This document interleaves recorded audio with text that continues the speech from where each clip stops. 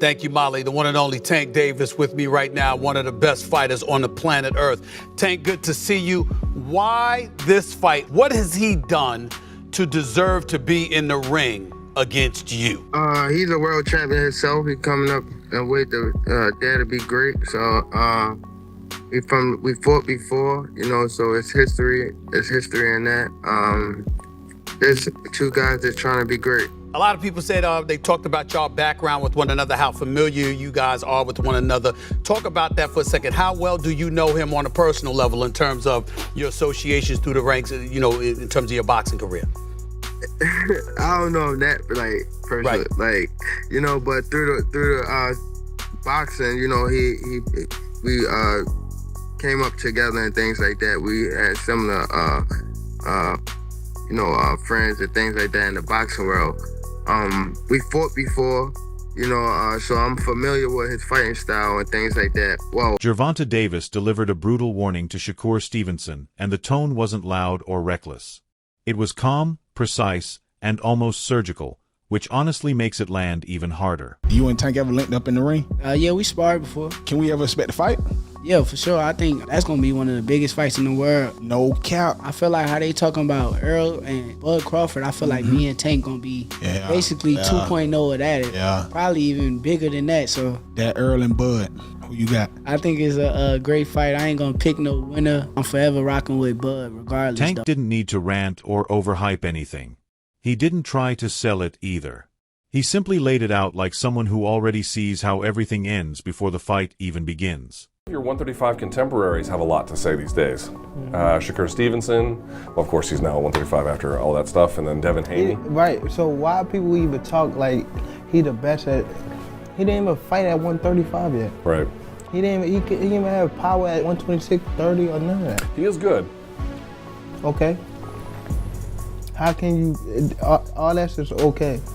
How can you stop people that can actually hit? No matter all that boxing, you going to get hit. What you going to do when you get hit? When he speaks about facing champions trying to reach greatness, you can hear the respect. But there's also that quiet confidence underneath, like he's been through this before and understands exactly how these stories unfold. 6, 7 more fights and I'm naming names. One of the guys, obviously, you and Shakur got into it on Twitter. You was like, you wanted them 6 or 7. Yeah, he's definitely one of them. For sure? Yeah, he's definitely one of them. Do you think that's going to be your hardest fight? Hell no. Nah? Wow. Because he a good boxer. Like, that's one way I look at y'all two as the best in the division. How? Show me something that he did spectacular. Show me something that he did outrageous. Show me. Right. His power not outrageous. Okay. What defense? You think he got defense? He just jumped back. You never see him slip no punch. You never see him slip no punch. Go look at it. You see him back up from a lot of people. Back up, move around. He don't got no technique. And his offense is the same thing. Go look at his fights. So you I feel probably like put him on game. But you feel like it's easy work though. You like, come on, bro. And then he subtly draws that line, mentioning how fighters begin talking about sparring stories, trying to build narratives before the fight, and you can feel the warning sliding between the words.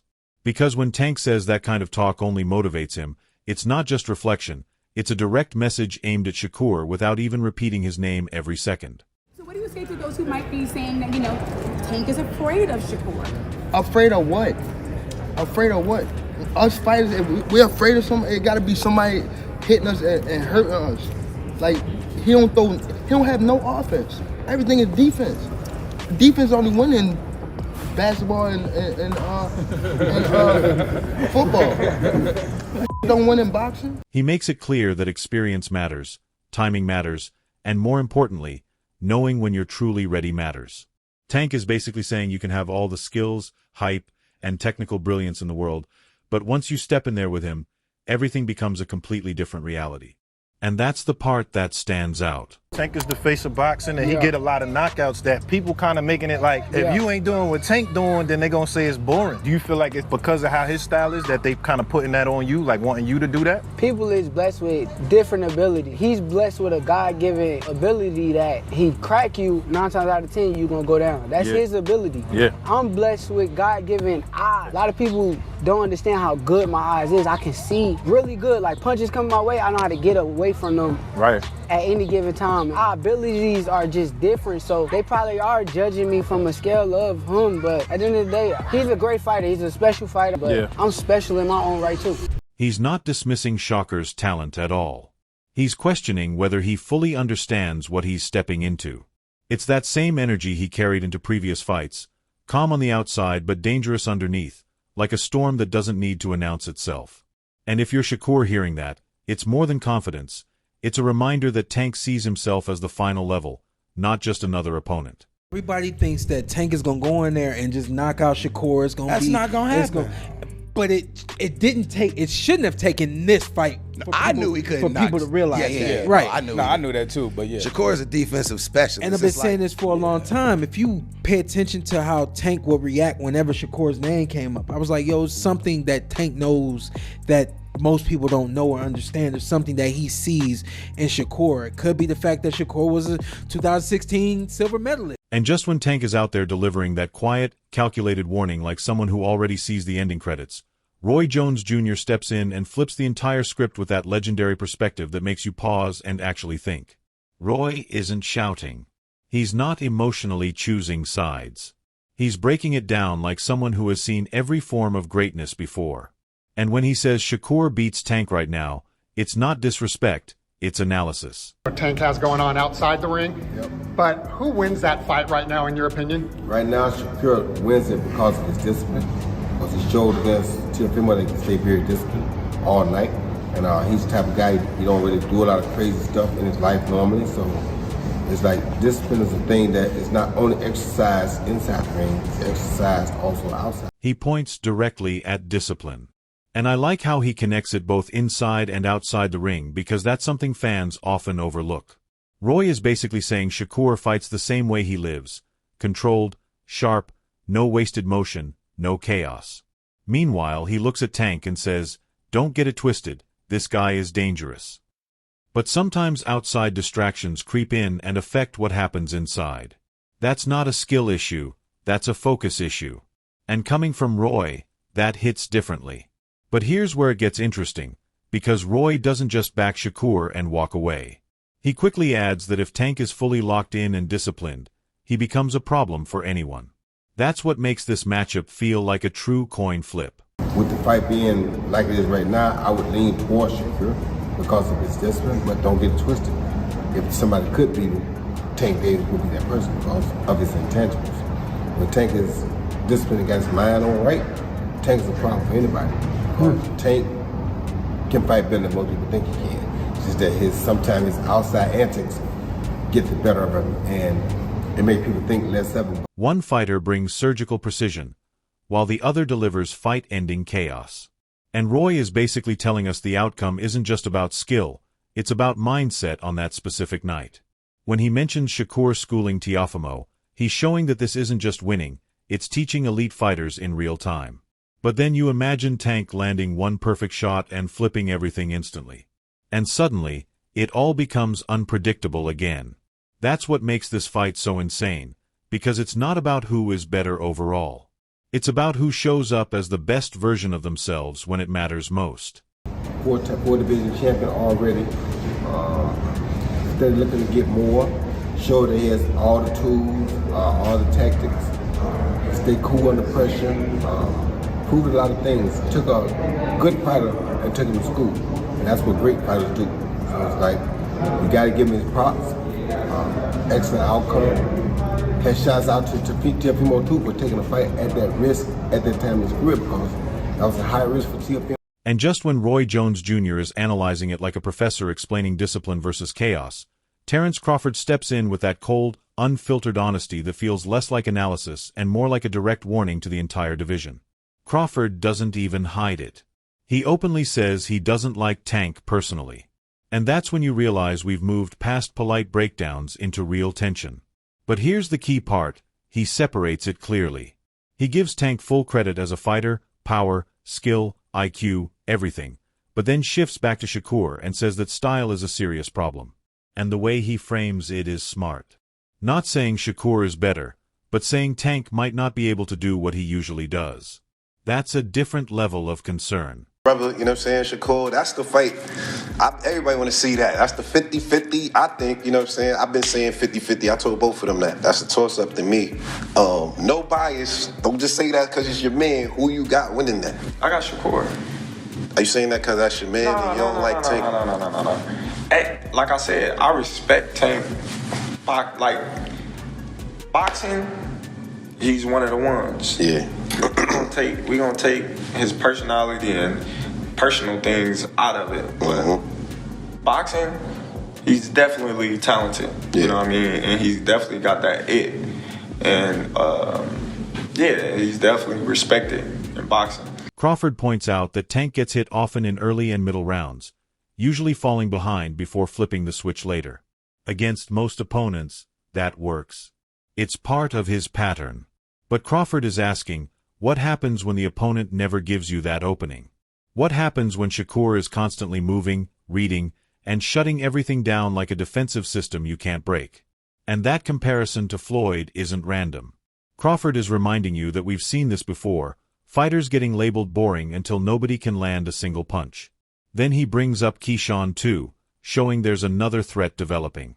That's when it really hits, because now it's not just Tank versus Shakur, it's a new wave of fighters with a completely different style. And now the question becomes, what if Tank's equalizer never even gets the chance to land? But Shakur is a different fighter. You know, Shakur is different. You know, people may call him boring. People may say he can't punch. But they say the same thing about Floyd. Because they defensive fighters. Yeah. Tank is not going to be able to hit Shakur like he hit everybody else. And he know that. I will pick Shakur because I don't believe Tank will be able to land those big shots on Shakur like he does everybody else. Right. Shakur defense is just too tough. And just when Crawford lays it out like a quiet storm, basically suggesting Tank might be swinging at nothing all night if Shakur finds his rhythm, the Porterway crew jumps in and turns it into a full debate where nobody agrees, yet everyone makes valid points. One voice confidently says Shakur wins without hesitation. Another immediately pushes back, saying we still haven't seen Tank's best version yet. And that argument is scary because it sounds crazy until it suddenly becomes real. Then they break it down like a chess match, focusing on tempo instead of toughness. One side says Shakur's defense and volume win over 12 rounds. The other says Tank only needs one moment. And once again, the same question returns. What happens when precision meets patience while power waits silently in the background? Tank Davis, all he takes is one shot. He's a very patient fighter. He doesn't throw a lot of shots, but every shot he throws, he makes them count. I said that's the best chess match in boxing. Definitely. I was getting ready to say, I'm going with Tank in 12. He stops him in 12? No. Just decision. 12-round decision. He stops, I got him stopping Shakur 11. Then Porter adds his perspective with real experience, talking about what-if moments. And that instantly shifts everything because now it's no longer about skill, it's about uncertainty. He's asking what happens if Shakur gets hit clean for the first time, not touched lightly, but caught by Tank-level timing. They mention Barrios as proof that Tank has been tested and adapted under pressure. But Shakur has been so controlled and clean that it feels like everyone is waiting to see how he reacts when things go wrong. Then predictions start flying everywhere, stoppage, decision, even a draw, with no agreement. And somehow, that makes the fight feel even bigger. When they call it the best fight in boxing, it doesn't feel like hype. It feels real.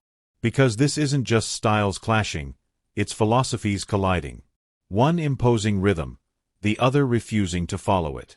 And in reality, it becomes more than a fight, it becomes a mental war. Well, when I look at the way both fighters box, I think it's a match made in heaven. It's the match made in heaven. Now I close my eyes and I'm thinking, I'm watching Shakur fight, man. Those more punches than Tank. Yeah. That could be a problem for him. It could be a problem for him. And the thing about it is, his defense is good. And if it goes the distance, you said top. When you step back and really analyze everything, this Tank versus Shakur discussion goes beyond a simple who wins debate and becomes something much deeper. Tank moves like a finisher in a game, calm and patient, waiting for one opening to end everything instantly, while Shakur operates like someone playing chess who already knows the outcome. Controlling distance, controlling pace, making elite fighters look out of place. Then you have voices like Roy Jones Jr. emphasizing discipline, Crawford warning that Tank's biggest weapon might not land, and Porter reminding everyone that one clean moment can change everything. That's what makes it special. No one is completely right, yet no one is entirely wrong either. Because this fight isn't about records or highlights anymore. It's about identity. Does precision break power, or does power disrupt perfection? That's the real question at the center of it all. And that's why this fight feels bigger than titles or rankings. It feels like a statement about what boxing truly is at its highest level. Yeah, y'all don't nobody want to hear draw, but it's gonna be, and this is gonna be a straight up. I got an 11-round stoppage by Tank. Tank. If he don't stop him, who you gonna give it? I got Tank 8-4. He says draw. I say Shakur throws more Our guest punches. is on the line. If we go 12 rounds, I think Shakur got it. One moment, sir. Okay. Yeah. I think Shakur got it. If it goes 12. Yeah. Because he throws more punches. Drop your opinion in the comments. Let's really talk about it. And don't forget to like, share, and subscribe to my channel. And I'll see you in the next one.